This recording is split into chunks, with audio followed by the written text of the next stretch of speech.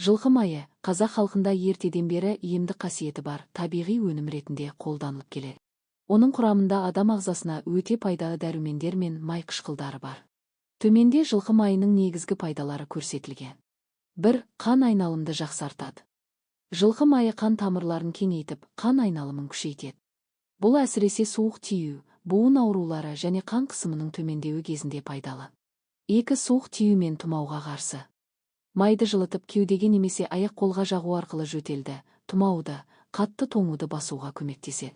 Сонымен қатар ішке аз мөлшерде қабылдау иммунитетті күшейтеді. 3. Буын және бұлшықет ауруларын басады. Жылқы майын тізе, бел, иық секілді буындарға уқалап жақса, ауырсынуды азайтады. Радикулит, ревматизм, артрит кезінде жақсы көмектеседі. 4. Теріні қалпына келтіреді. Жылқы майы теріні жұмсартып, жарылған, күйген, жарақат алған жердің жазуын тездетеді.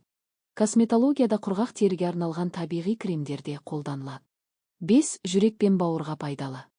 Омега-3, омега-6 май қышқылдары бар, олар холестеринді азайтып, жүрек қызметін жақсартады. Бауырдағы токсиндерді шығаруға, ағзаны тазалауға көмектеседі. 6. Асқазан ішек жолын реттейді. Жылқы майының жеңіл сіңімді қасиеті бар.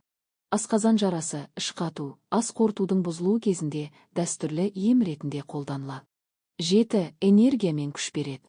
Жылқы майы жоғары калориялы өнім, суық аймақтарда өмір сүретін адамдарға дене қуатын арттыруға көмектеседі.